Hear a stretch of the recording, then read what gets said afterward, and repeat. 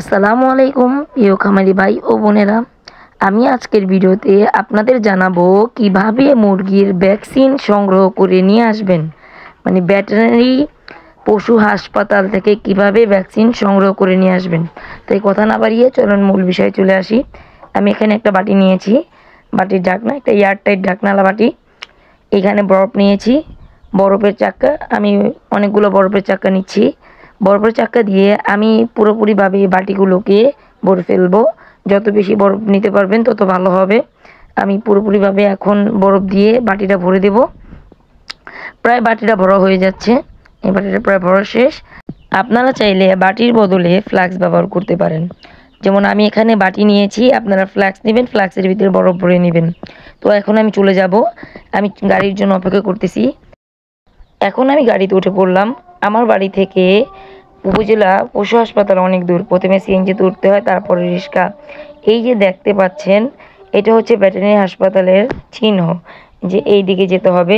তো আমরা এখন মোটামুটি এসে পড়েছি, আর মাত্র কিছুক্ষণের মধ্যে আমি ভেটেরিনারি হাসপাতালে পৌঁছাবো। আমি হাসপাতালে যাওয়ার সাথে সাথে আমি রাস্তাটা উপভোগ করতেছিলাম। একা একা রিক্সা করতে খুব মজাই লাগে। যাই হোক, এই কিছুক্ষণের মধ্যে আমরা ভেটেরিনারি হাসপাতালে পৌঁছে যাব। তো এখন আমরা পৌঁছে গেলাম উপজেলা প্রাণী সম্পদ দপ্তর ও ভেটেরিনারি হাসপাতালে। অবশেষে ভ্যাকসিন সংগ্রহ করে নিলাম। 3টি ভ্যাকসিন নিয়েছি আমি আমার মুরগির জন্য। আপনারা চাইলে কম বেশি নিতে পারেন। 3টি ভ্যাকসিনের দাম আমার কাছে নিয়েছে 90 টাকা, 30 টাকা করে পার পিস।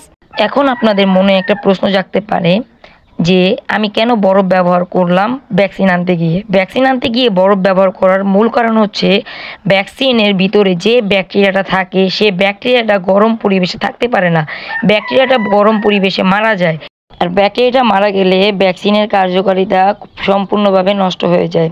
আর ভ্যাকসিনের কার্যকারিতা নষ্ট হয়ে গেলে ভ্যাকসিন কোনো কাজে আসবে না, উল্টো মুরগির ভালোর থেকে আরও ক্ষতি হয়ে যাবে। সো এই কারণে এই পদ্ধতিটা ব্যবহার করুন আপনারা। তারপরে যখন আমি বাসায় নিয়ে যাব, বাসায় গিয়ে আমি ভ্যাকসিনটি ডিপ ফ্রিজে রাখব। আজকের মতো এই পর্যন্তই। পরবর্তী ভিডিওতে জানিয়ে দেব কিভাবে ভ্যাকসিনটি ব্যবহার করবেন।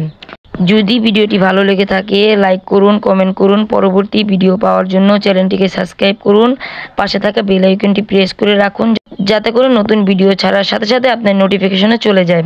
সবাই আশা করি ভালো থাকবেন, সুস্থ থাকবেন। আসসালামু আলাইকুম ওয়া রাহমাতুল্লাহি ওয়া বারাকাতুহু।